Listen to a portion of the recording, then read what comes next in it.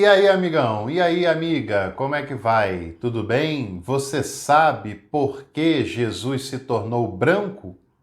Você sabe como é que foi o processo de embranquecimento da figura histórica de Jesus?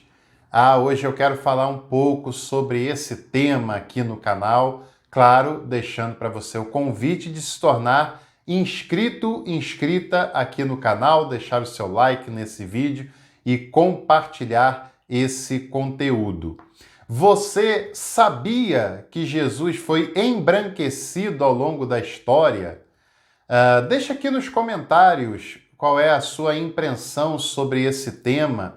Se você já sabia, se você pensava que realmente Jesus era branco, o seu comentário vai ser muito importante para a nossa dinâmica, sem dúvida nenhuma. E você sabe bem que aqui no Brasil, no mundo ocidental, de uma maneira em geral, Jesus é retratado como sendo um homem branco, de cabelos lisos, de cabelos louros e também de olhos azuis. Um estereótipo de um homem europeu, né? De um homem branco, louro, de cabelos lisos. Mas será que esse estereótipo ele tem a ver com a figura histórica de Jesus de Nazaré? Nada, absolutamente nada a ver. Esse é um estereótipo europeu. E você já reparou algumas questões interessantes? O mapa mundi que tem na sua casa coloca sempre a Europa como centro do universo.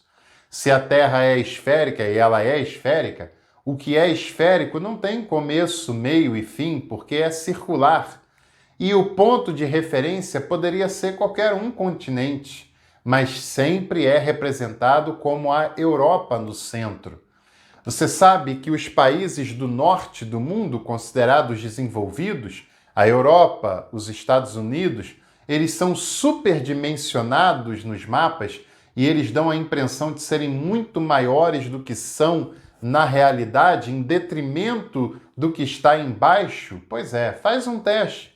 Na sua casa deve ter um mapa mundi e veja o tamanho da Groenlândia, que é uma ilha que fica ali perto do Canadá, que muitas vezes ela é representada como sendo até maior do que a América do Sul.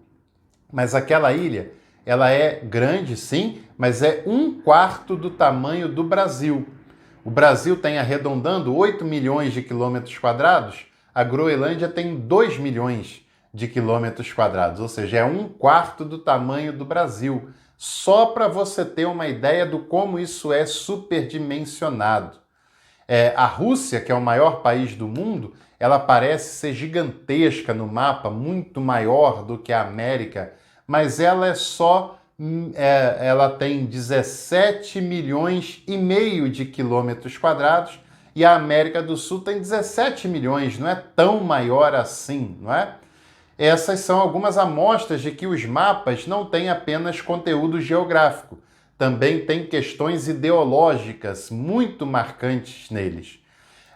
E é claro que houve durante muitos e muitos séculos um eurocentrismo, ou seja, a Europa considerada o centro do universo, o centro da cultura, o centro do saber, e todo o resto girando ao redor dela como se fossem povos inferiores. E é claro que não faz sentido a gente pensar num Jesus com essa cara de europeu, com esse estereótipo eurocêntrico, porque Jesus nasceu no Oriente Médio, Jesus nasceu na Palestina do primeiro século, e as pessoas que nasciam lá não tinham esse estereótipo. Eram pessoas com uma cor de pele bem mais escura, com o cabelo bem diferente de um cabelo liso de um homem europeu ocidental. Eram pessoas com outro tipo de estereótipo. E tem alguns textos que falam sobre isso, inclusive o Apocalipse fala que os pés eram como latão reluzente, como bronze reluzente. O bronze tem a cor marrom escurecida. O Apocalipse também, falando sobre o Jesus glorificado, inclusive, fala que a sua semelhança era como jaspe e o sardônio. São dois minerais de cor escura, de um marrom bem escuro. E mesmo Jesus glorificado não era um estereótipo de um homem europeu. Essa imaginação que chegam até nós foi para atender uma demanda, foi para atender uma ideologia, porque as nações que escravizaram povos da África, que exploraram a América Latina, eram nações europeias, brancas e cristãs. As potências da Europa Ocidental, os Estados Unidos, são nações cristãs. E ficaria muito ruim, ficaria muito feio escravizar pessoas que tinham um estereótipo parecido com o Jesus que eles diziam acreditar. E aí começam a representar um Jesus branco, de olhos azuis, como eles, europeus, eram. Mas Jesus era muito mais semelhante aos que estavam sendo escravizados do que com os escravizadores, até no estereótipo, inclusive. Depois, na Alemanha nazista, que pregava a eliminação das raças consideradas inferiores, se quis pintar ainda mais um quadro de um Jesus ariano, louro, de olhos azuis e de pele muito clara, porque como o nazismo poderia explicar a sua superioridade racial, que é uma balela, é claro, se Jesus, que era o que é o ponto central da fé cristã, e todos os arianos se diziam muito cristãos e conservadores, todos os nazistas arianos se diziam cristãos conservadores e crendo em Jesus, como é que poderia esse Jesus parecer um homem quase negro? Não teria muito sentido essa ideologia deles, não é? E eles preferem mexer na imagem de Jesus do que na sua ideologia furada, egocêntrica, exclusivista, desumanizadora.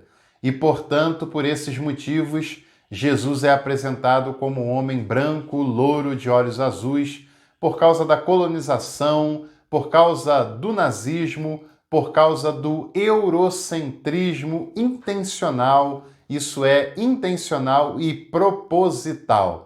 Jesus não era branco, de olhos azuis, com certeza, nem de cabelo liso. Jesus tinha uma aparência como alguém que nascia na Palestina naquela época. Uma pessoa de cabelos que não eram lisos e de pele bem escura, com toda certeza. E, aliás, o Deus a quem Jesus revela é o Pai de toda a humanidade. É um Deus que não tem cor de pele, porque negros, brancos, indígenas, asiáticos, africanos, etc., estão em Deus, porque todos e todas somos imagem e semelhança de um Deus de amor que não faz acepção de pessoas e que é Pai de toda a humanidade criada por Ele, que ama a todos e todas igualmente. As diferenças pela cor da pele, pelo gênero, pelo lugar onde se nasce, são criadas pelo orgulho exacerbado, pela ganância e pela maldade de uma mente humana pervertida e deturpada, porque isso nada tem a ver com Jesus, nada tem a ver com o Evangelho, nada tem a ver com o amor fraterno. Que a gente saiba disso sempre. Um abraço e até a próxima.